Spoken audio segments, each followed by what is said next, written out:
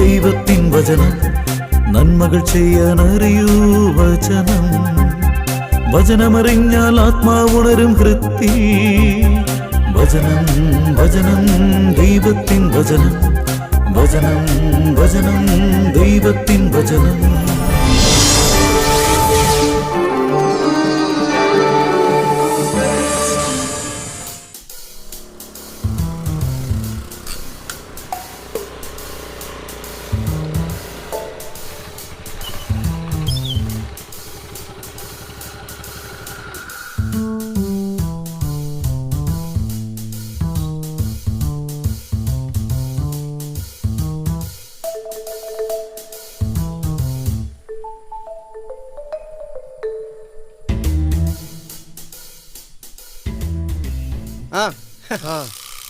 എന്താടാ ഇത്?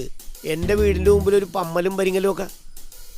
ആഹാ, നീ പുറത്തായിരുന്ന? ആ, ഞാനേ പുറത്തേക്ക് ഇറങ്ങാൻ പോയപ്പോഴാ വീട്ടിലേക്ക് കുറച്ച് സാധനങ്ങൾ വേണമെന്ന്. അത് ശരി. അങ്ങനെ കടയിൽ പോയിട്ട് വന്നതാ. ഞാനിവിടെ നീ വീടിന്റെ അകത്തിനാ നോക്കിയതാണ്. അപ്പൊ നിനക്ക് ഗേറ്റ് തുറന്ന് അകത്ത് കയറി ചോദിച്ചാ പോരെ? അപ്പൊ വീട്ടുകാർ പറയില്ലേ ഞാൻ കടയിൽ പോയിരിക്കാണ്, ഞാനിപ്പ വരൂന്ന്. എന്താടാ എന്തോ നിന്റെ മട്ടും പാവമൊക്കെ കണ്ടിട്ട് എന്തോ ഇടങ്ങേറി പിടിച്ച പരിപാടിയാണെന്ന് തോന്നുന്നു. ശരിക്കും നീ എന്നെ അന്വേഷിച്ച് തന്നെ വന്നാണ്? അതെന്താ നീ അങ്ങനെ ചോദിക്കണത്? നിന്നെ തന്നെ കാണാൻ വേണ്ടി വന്നാണ് നീ. എന്താടാ? അല്ല, നീ സാധനങ്ങൾ കൊടുത്തിട്ടോ എന്നിട്ട് പറയാം. എങ്കിൽ നീ അകത്തേക്കുവാ. ഏയ്, നീ കൊടുത്തിട്ട് വന്നേ. ആ, അപ്പൊ ഞാൻ വിചാരിച്ച പോലെ തന്നെ എന്തോ ഇടങ്ങേറി പിടിച്ച പരിപാടിയാണ്.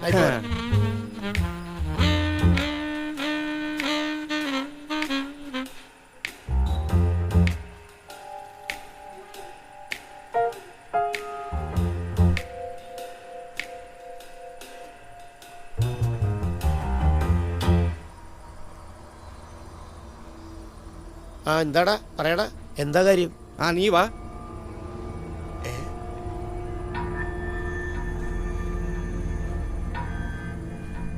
എടാ, വേറെ ഒന്നുമില്ലടാ, നീ എനിക്കൊരു 5000 രൂപ കടവിട്ട് തരണം.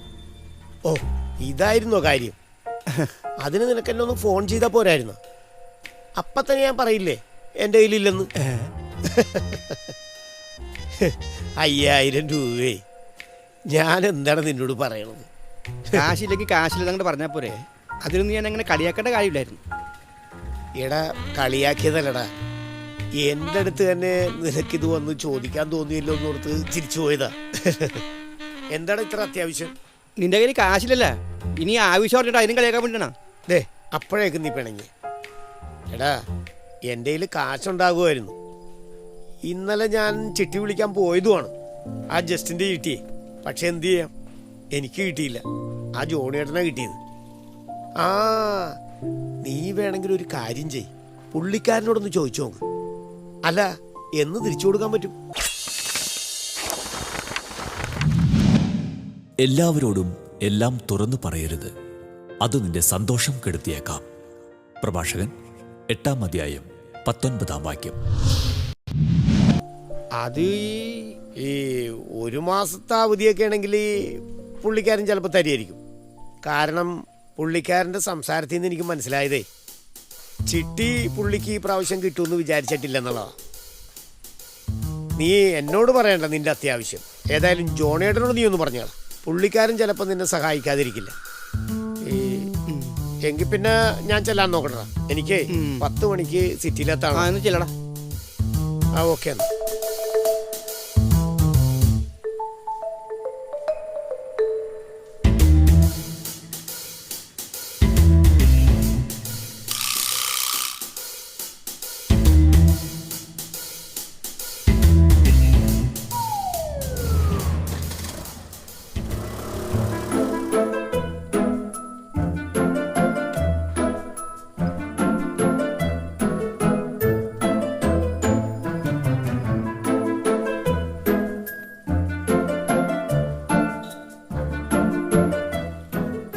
എന്താടാ ഒറ്റയ്ക്ക് വന്നിരുന്ന് ആലോചിക്കണത്? ഏയ്, ഞാനങ്ങനെ വെറുതെ. കേട്ടോടാ, എൻ്റെ സെക്കൻഡ് ഹാൻഡ് വണ്ടിയാണെങ്കിലുണ്ടല്ലോ, നല്ല അസല വണ്ടിയാ. വണ്ടി ഒത്തു വന്നപ്പോൾ കയ്യിൽ കാശില്ല. 1 മാസത്തെ അവധി കിട്ടിയാൽ മതി. പക്ഷേ അതുവരെ കാത്തിരിക്കാൻ പാർട്ടിക്ക് വയ്യ. നല്ല സിംഗിൾ ഓണർ വണ്ടിയാ, അത് വിട്ടുകളയാൻ തോന്നണേ. അപ്പൊ അതങ്ങോട്ട് വാങ്ങിക്കണം. അതിനെൻ്റെ കാശ് വേണ്ട. അതിനാണ് ദൈവം മനുഷ്യന് തല തന്നേക്കണം. എന്ന് വെച്ചാ കാശുള്ള ആളെ കണ്ടെത്തണം. 1 മാസം കഴിയുമ്പോൾ പണം നീ തിരിച്ചു കൊടുക്കില്ലേ? അതുറപ്പ്. എന്തേ നിന്റെ കയ്യിലുണ്ടാ? എൻ്റെ കയ്യിൽ ഉണ്ടോ എന്ന് ചോദിച്ചാ ഇല്ല, എന്നാൽ ഇല്ലേ എന്ന് ചോദിച്ചാ ഉണ്ട്. എന്ത് കുന്താണെങ്കിലും വേണ്ടില്ല, നീ എനിക്കൊരു 10,000 രൂപ ഒപ്പിച്ച് തന്നെ. കൃത്യം 1 മാസത്തിനകം ഞാൻ ആ കാശ് തിരിച്ചു തരും. പോരെ? മതി, ഞാനൊന്ന് ശ്രമിച്ചു നോക്കട്ടെ. നീ ആത്മാർത്ഥമായിട്ട് ശ്രമിച്ചാൽ നടക്കും. ഞാനിവിടെ തന്നെ വിശ്രമിച്ചാൽ മതിയോ? അല്ല, ഞാനിവിടെ വെയിറ്റ് ചെയ്താൽ മതിയോ എന്നാണ് ഞാൻ ഉദ്ദേശിച്ചത്. നീ ഇവിടെ ഇരി, 1.5 മണിക്കൂർ. അരയല്ല, 1 മണിക്കൂറായാലും കുഴപ്പമില്ല, ഞാനിവിടെ ഇരുന്നോളാം. വണ്ടിയുടെ പാർട്ടിനെ ഞാനൊന്ന് വിളിച്ച് പറഞ്ഞേക്കാല്ലേ, ഒരു 3 മണിക്കൂറിനുള്ളിൽ വരുമെന്ന്. അതുപോലെ അങ്ങനെ ആയിക്കോട്ടെ.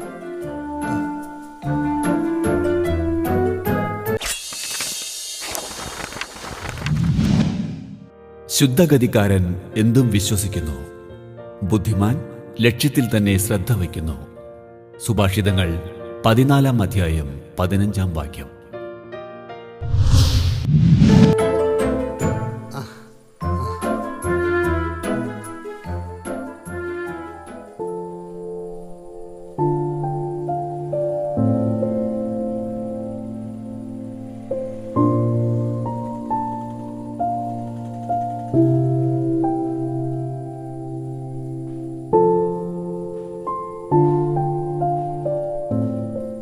ആൻഡോ, ആ.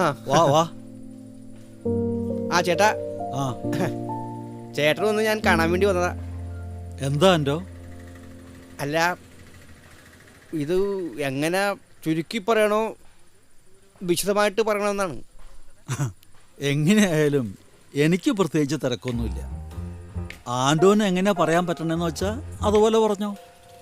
വേറെ ഒന്നുമല്ല ചേട്ടാ, ആ ജോയില്ലേ, ആ കല്ലൂക്കാരൻ കൊച്ചാഗസ്റ്റിയുടെ മോൻ. ഏത്? ആ പോസ്റ്റ് ഓഫീസിന്റെ പറയിലുള്ള വീട്? അത് തന്നെ. ആ, അവൻ്റെ അമ്മ സീരിയസ് ആയിട്ട് ഹോസ്പിറ്റലിൽ കിടക്കുകയാണ്. ഞാനിപ്പോൾ അവിടെ നിന്നാണ് വരുന്നത്. 1-2 ഇടത്തൊക്കെ ഞാൻ കയറി. ജോയി കുറച്ച് സാമ്പത്തിക ബുദ്ധിമുട്ടിലൊക്കെയാണ് ഇപ്പോൾ. അപ്പോൾ 1 മാസത്തെ കാലാവധിക്ക് അവരൊരു 15,000 രൂപ ചേട്ടനൊന്ന് സഹായിക്കണം. Scanning, medicine, checkup. അവനാകെ ടെൻഷനില്ല. 1 മാസത്തെ അവധി. അത് അല്ല, എന്നോട് ഇങ്ങനെ ചോദിക്കാൻ കാരണം എന്താ? ഉള്ള കാര്യം അങ്ങോട്ട് പറയാമല്ലോ. ചേട്ടൻ്റെ കയ്യിൽ ക്യാഷ് ഉണ്ടെന്ന് പറഞ്ഞത് ആ ജോൺസനാണ്. അവനൊരു 2,000 രൂപ കയ്യിൽ തന്നിട്ടുണ്ട്. ചിട്ടി അവന് കിട്ടിയിരുന്നെങ്കിൽ ഈ ഒരു കാര്യത്തിന് അവൻ വേണമെങ്കിൽ ഈ 25,000 രൂപ ഒരുമിച്ച് ഇങ്ങോട്ട് തന്നേനെ. അല്ല, 15,000 രൂപ എന്നല്ല ആൻഡോ പറഞ്ഞത്? അതെ. എന്നിട്ടിപ്പോ 25,000 രൂപ എന്ന് പറഞ്ഞതോ? ചേട്ടാ, തൽക്കാലം ടോട്ടൽ 25,000 രൂപ വേണം. അത് പക്ഷേ ആ ജോൺസനെ പോലെയുള്ള നല്ല മനസ്സുകൾ ഒരു 2,000, 3,000, 1,000 ഒക്കെ വെച്ചിട്ട് ഒരു 10,000 രൂപ ഒക്കെ ആയിട്ടുണ്ട്. ബാക്കി ഒരു 15,000 രൂപയാണ് ഞാൻ ചേട്ടനോട് ചോദിച്ചത്.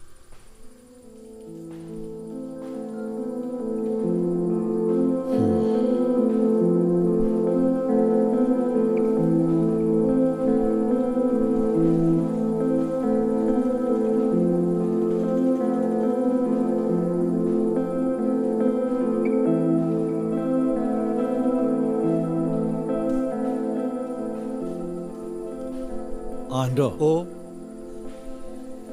പണം ഞാൻ തരാം. പക്ഷേ ആൻഡോ കൃത്യമായിട്ട് എനിക്ക് വാങ്ങിത്തരണം. അതിതാ ഞാനിപ്പോൾ ഇവിടുന്ന് വാങ്ങിക്കൊണ്ടുപോകുന്ന പോലെ തന്നെ ഞാൻ ഇവിടെ കൊണ്ടുവന്ന് ചേട്ടൻ്റെ കയ്യിൽ തരും. ഇങ്ങനെയുള്ള അവസരത്തിൽ എങ്ങനെ സഹായിക്കാതിരിക്കുക? അതെ. ആൻഡോ നിൽക്ക്, ഞാൻ കാശെടുത്തിട്ട് വരാം.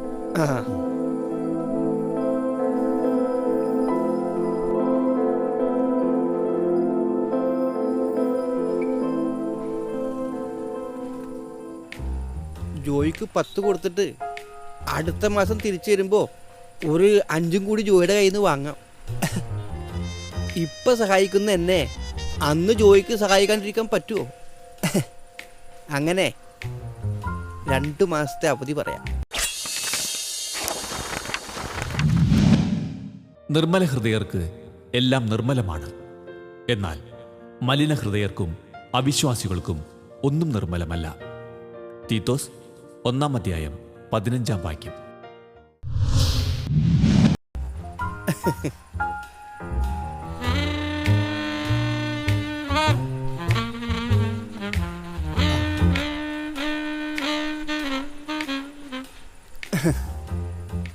ഇതാ നീ ചോദിച്ച 10,000 രൂപ.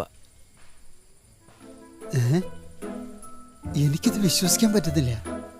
ഇത്ര പെട്ടെന്ന് എന്നെ സഹായിക്കാൻ നീ കാണിച്ച മനസ്സുണ്ടല്ലോ ആൻഡോ, അതെനിക്ക് മറക്കാൻ ഒരിക്കലും കഴിയുമെന്ന് തോന്നുന്നില്ല. ഇതെവിടെന്നാ എങ്ങനെയാ എന്നൊന്നും ഞാൻ ചോദിക്കുന്നില്ല. ഏതായാലും എനിക്കിപ്പോൾ ഈ കാശ് അത്രയ്ക്ക് അത്യാവശ്യമാണ്. അങ്ങനെ നീ പറയരുത്. ഇതെവിടെന്നാ എങ്ങനെയാണെന്നൊക്കെ നീ അറിയണം. ഇത് ഞാൻ ആ ജോണേട്ടൻ്റെ കയ്യിൽ നിന്ന് കടമായിട്ട് വാങ്ങിയതാ. 1 മാസം കഴിയുമ്പോൾ കൃത്യമായി തിരിച്ചു കൊടുക്കണം. എൻ്റെ കൊക്കിന് ജീവനുണ്ടെങ്കിൽ ഇത് 1 മാസം കഴിയുമ്പോൾ നീ തിരിച്ചു കൊടുത്തിരിക്കും. അല്ല, ഞാൻ നിനക്ക് തരും, എന്നിട്ട് നീ കൊണ്ടുപോയി കൊടുക്കുമെന്ന് ഞാൻ ഉദ്ദേശിച്ചത്. എന്നാലും വെറുതെ ചെന്ന് ചോദിച്ചപ്പോൾ തന്നെ ആ ചേട്ടൻ കാശ് തന്നത് വലിയൊരു അതിശയമായിട്ടാണ് എനിക്ക് തോന്നുന്നത്. അങ്ങനെ വെറുതെ ഒന്നുമല്ല. എൻ്റെ അമ്മക്ക് സുഖമില്ലെന്നും പറഞ്ഞ ആശുപത്രിയിലാണെന്ന് നുണ പറഞ്ഞിട്ടാ അങ്ങേര് ഇത് തന്നത്. ഓ, എന്നാലും അങ്ങനെ പറയണ്ടായിരുന്നു. ഈ നുണയെ പിന്നല്ലാതെ നിനക്ക് സെക്കൻഡ് ഹാൻഡ് 2 വീലർ പഠിക്കാനെന്ന് പറയാൻ പറ്റുമോ? അല്ല, ഇപ്പോഴത്തെ അത്യാവശ്യത്തിന് അത് പറയാൻ പറ്റില്ല. ഇത് തന്നെ പറ്റുള്ളൂ. എനിക്ക് വേണ്ടി നിന്റെ അമ്മ ഒരു ആശുപത്രിയിലാന്ന് പറഞ്ഞ് എന്നെ സഹായിക്കാൻ കാണിച്ച ആൻഡോ, എടാ ഞാൻ ചെല്ലട്ടാ. ആൻഡോ, അവരവിടെ വെയിറ്റ് ചെയ്യാണ് 2 വീലറിൻ്റെ പാർട്ടിയെ. ശരിടാ, ഓക്കെ.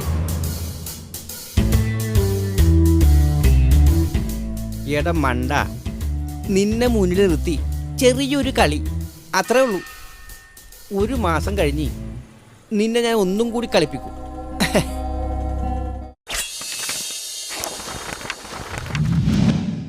അവിടുത്തെ കണ്ണുകൾ മനുഷ്യന്റെ വഴികളിൽ പതിയുന്നു. അവൻ ഓരോ അടിവെക്കുന്നതും അവിടുന്ന് കാണുന്നു. ജോബ് 34-ാം അധ്യായം 21-ാം വാക്യം.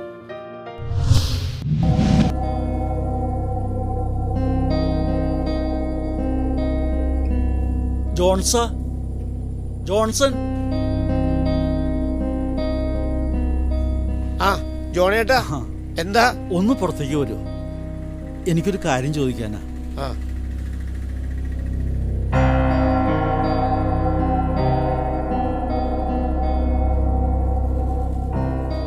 എന്താ ചേട്ടാ? ഒന്ന് പുറത്തേക്ക് വരൂ. നമ്മുടെ ഡൊമിനിക്കേട്ടന്റെ മകൻ ആൻഡോ ഉണ്ടല്ലോ, എന്റെ കയ്യിൽ നിന്ന് കുറച്ച് കാശ് കടം വാങ്ങിയിരുന്നു. എനിക്കറിയാം. അതിപ്പോ 2 മാസം മുമ്പല്ലേ? അതെ, 4 ദിവസം കൂടെ കഴിഞ്ഞാൽ 2 മാസമാവും. അവൻ 1 മാസത്തെ അവധിയാണല്ലോ അന്ന് എന്നോട് പറഞ്ഞത്. ക്യാഷ് ചോദിച്ച് അവൻ ആദ്യം എൻ്റെ അടുത്താ വന്നത്. പറഞ്ഞു, ചിട്ടി കിട്ടി, എൻ്റെ കയ്യിൽ കാശുണ്ട്, ചോദിച്ചു നോക്കാൻ ജോൺസൺ പറഞ്ഞു. അത് ശരിയാ, ഞാൻ പറഞ്ഞതാണ്. പിന്നെ ജോയിയുടെ അമ്മയുടെ ചികിത്സയ്ക്ക് നീ 2,000 രൂപ കൊടുത്തെന്നും പറഞ്ഞു. ജോയിയുടെ അമ്മയുടെ ചികിത്സയോ? ഞാനോ? അവൻ 5,000 രൂപ കടം ചോദിച്ചാ വന്നത്. എന്താ ആവശ്യമൊന്നും പറഞ്ഞില്ല. 5,000 രൂപയല്ല, 15,000 രൂപയാ അവൻ എൻ്റെ കയ്യിൽ നിന്ന് വാങ്ങിയത്. നിങ്ങളെല്ലാം 2-3,000 രൂപ വെച്ച് 10,000 രൂപ കൊടുത്തു. മൊത്തം 25,000 രൂപ വേണം. തികയാത്ത 15,000 രൂപ 1 മാസത്തെ അവധി പറഞ്ഞ ഈ ആൻഡോ വാങ്ങിക്കൊണ്ടുപോയത്. അപ്പൊ അവൻ ജോയിയുടെ അമ്മയുടെ ചികിത്സക്ക് വേണ്ടിയാണ് കാശ് ചോദിക്കാൻ വന്നത്? ഏയ്, അതും ഞാൻ അന്വേഷിച്ചു. ഞാൻ അറിഞ്ഞത് ഒരു വർഷത്തിനിടയ്ക്ക് ഈ ജോയിയുടെ അമ്മ ഒരു ചികിത്സയ്ക്കും പോയിട്ടില്ല എന്നാ. അല്ല, ഇവനിപ്പോ ആൻഡോ എന്താ പറയുന്നത്? ജോയിയുടെ പണം റെഡി ആയിട്ടില്ല എന്ന്. ചേട്ടൻ ജോയിയെ വിളിച്ചോ? ഇല്ല, ഞാൻ അവനായിട്ടൊരു ഡീലും ഇല്ലല്ലോ. അപ്പോ ക്യാഷ് മേടിക്കാൻ ആൻഡോ തനിച്ചാണോ വന്നത്? അതെ.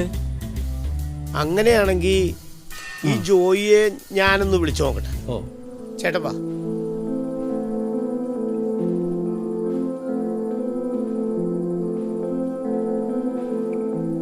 എൻ്റെ ആൻഡോ പറഞ്ഞ പോലെ പണം റെഡിയായില്ല, നമുക്ക് കൊടുക്കാം.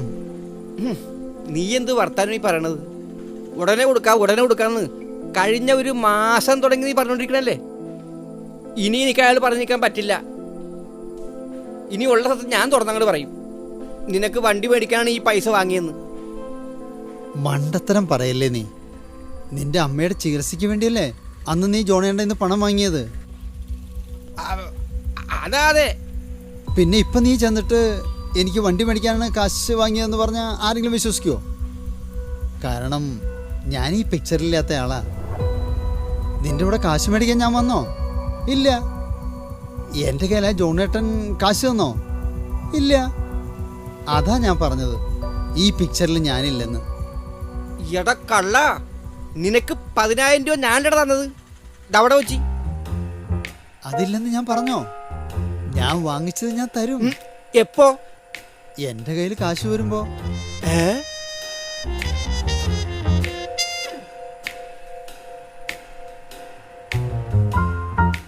ഹലോ ഹലോ, ഈ ജോയി അല്ലേ? അതെ, ഞാൻ ജോൺസനാണ്. ആ പറയ്. നിങ്ങളുടെ അമ്മയെ, അതായത് ഒരു 3 മാസത്തിനുള്ളിൽ ഹോസ്പിറ്റലിൽ കിടത്തിയായിരുന്നു. എൻ്റെ അമ്മയോ? 3 മാസത്തിനുള്ളിലല്ല, ഒരു 6 മാസത്തിനകത്ത് ആശുപത്രിയിൽ അമ്മയെ കിടത്തിയിട്ടില്ലേ? ഒരു മിനിറ്റ് ഒന്ന് ഹോൾഡ് ചെയ്യണേ. ആ ആയിക്കോട്ടെ. ഈ അതേ ഏട്ടാ, ഈ ജോയിക്ക് ഇതിനെപ്പറ്റിയൊന്നും അറിയില്ലെന്നാണ് തോന്നുന്നത്. ഫോണും കണ്ടേ. ഹലോ ജോയി. ആ ഹലോ. ഞാനിപ്പോ ഒരാൾക്ക് ഫോൺ കൊടുക്കാം, ഒന്ന് സംസാരിക്കും. അതിനെന്താ? ഹലോ, ഞാൻ ജോണാ. ആ പറയൂണേട്ടാ. ജോയിയുടെ അമ്മയുടെ ട്രീറ്റ്മെൻറ്റിനാണെന്നും പറഞ്ഞേ ആ ആൻഡോ ഒരു മാസത്തെ അവധി പറഞ്ഞ് 15,000 രൂപ എൻ്റെ കയ്യിൽ നിന്ന് വാങ്ങിയിരുന്നു. അത് സത്യമാണോന്ന് അറിയാനാ. ഓഹോ, അപ്പം അങ്ങനെയാണ് കാര്യങ്ങളല്ലേ. ശരിയാക്കി തരാം ഞാൻ. ഹലോ. ഹലോ ജോയി, എന്താ മിണ്ടാത്തത്? എങ്ങനെ മിണ്ടും ചേട്ടാ? ഇത്തരം വ്യാജ വാർത്തകൾ കേട്ടാ നമ്മളെങ്ങനെ മിണ്ടുക? എന്ന് വെച്ചാ എൻ്റെ അമ്മയുടെ ട്രീറ്റ്മെൻ്റ് എന്ന് പറഞ്ഞ് ആൻഡോ ചേട്ടൻ്റെ കയ്യിൽ നിന്ന് 15,000 രൂപ വാങ്ങിക്കൊണ്ട് പോയിട്ടുണ്ടെങ്കിലേ എനിക്കോ എൻ്റെ വീട്ടുകാർക്കോ അതറിയില്ല. സംശയമുണ്ടെങ്കിൽ ചേട്ടൻ എൻ്റെ വീട്ടിലേക്ക് എപ്പോൾ വേണമെങ്കിലും വരാം, സംശയം തീർക്കാം. അല്ല, ഇതിൻ്റെ ഒരു നിജസ്ഥിതി അറിയാൻ വേണ്ടിയാ ഞാൻ സംസാരിച്ചതേ. ഇതാ ഇപ്പം ഫോൺ കട്ടിയില്ലേട്ടാ. ഇപ്പം ഈ പറയുന്ന ആൻഡ്രോ എന്നോട് തടഞ്ഞു വെച്ചിരിക്കുകയാണ്. എന്തിന്? കൃത്യമായി പറഞ്ഞ ഒരു 3/4 മാസം മുൻപ് 10,000 രൂപ കൊടുത്ത് ഞാനൊരു സെക്കൻഡ് ഹാൻഡ് 2 വീലർ വാങ്ങിയായിരുന്നു. ആ കാശ് 10,000 രൂപ ഇവ എനിക്ക് തന്നതാണെന്ന്. ആ കള്ളൻ എന്നിട്ട് അവിടെ ഉണ്ടോ? ഉണ്ട് ചേട്ടാ. ഇപ്പം നിങ്ങൾ എവിടെയാ ഉള്ളത്?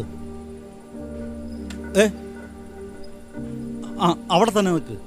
ഞാൻ ദേ ഇപ്പം എത്തിക്കഴിഞ്ഞു. ആഹാ, എന്താടാ നീ അയാളോട് പറഞ്ഞത്? ആ ജോണേട്ടനോട്? നീ ഒരിക്കൽ കെണിയിൽ നീ തന്നെ കുടുങ്ങിയ കാര്യങ്ങൾ. എടാ, നിനക്ക് ഞാൻ 10,000 രൂപ തന്നതല്ലടാ. അത് തന്നു, അത് ഞാൻ തിരിച്ചു തരുകയും ചെയ്യും.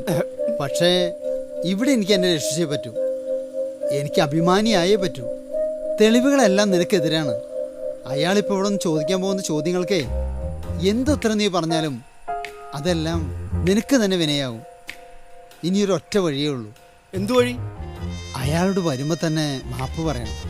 വാങ്ങിച്ച കാശിന് ഒരു ഡേറ്റ് പറഞ്ഞ് രമ്യതയിലെത്തുക. ഞാൻ വേണമെങ്കിൽ ശുപാർശ ചെയ്യാം. ഇപ്പാണെങ്കിൽ പുള്ളിക്കാരൻ എന്നെ നല്ല വിശ്വാസമാണ്. അല്ല,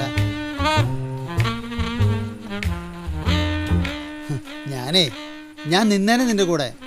എന്നോട് എല്ലാ കാര്യങ്ങളും സത്യമായിട്ട് പറഞ്ഞിരുന്നെങ്കിൽ. നിങ്ങൾ വിധിക്കുന്ന വിധിയാൽ തന്നെ നിങ്ങളും വിധിക്കപ്പെടും. നിങ്ങൾ അളക്കുന്ന അളവ് കൊണ്ട് തന്നെ നിങ്ങൾക്കും അളന്നു കിട്ടും. മത്തായി 7:2 ഞാൻ ജോയിക്ക് 10,000 രൂപ കൊടുത്താണെന്ന്. ഉവ്വ. എടാ, എൻ്റെ അടുത്ത് 5,000 രൂപ കടത്തിന് വന്നവൻ 15,000 രൂപ ജോണിയേട്ടൻ്റെ നിന്ന് വാങ്ങിച്ചു. 10,000 രൂപ ജോയിക്ക് 2 വീലർ വാങ്ങിക്കാൻ കൊടുത്തു. അത് ഞാൻ പറഞ്ഞ 25,000 രൂപ ജോയിയുടെ അമ്മയുടെ ചികിത്സക്ക് കൊടുത്തു. അത് ഞാൻ 25,000 രൂപ നിന്റെ അമ്മയുടെ ചികിത്സ. നീ ഇതൊക്കെ ആരോടാ പറയണത്?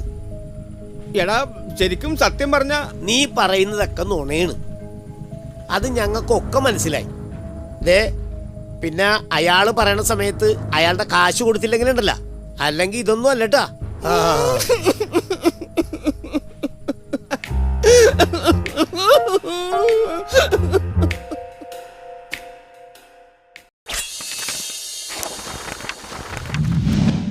മനുഷ്യന്റെ കാൽവയ്പുകൾ കർത്താവാണ് നിയന്ത്രിക്കുന്നത്. തൻ്റെ വഴി തന്നെത്താൻ ഗ്രഹിക്കാൻ മർത്യന് കഴിയുമോ? സുഭാഷിതങ്ങൾ 20:24. നിങ്ങളുടെ വിലയേറിയ അഭിപ്രായങ്ങളും നിർദ്ദേശങ്ങളും ഞങ്ങളെ അറിയിക്കുക.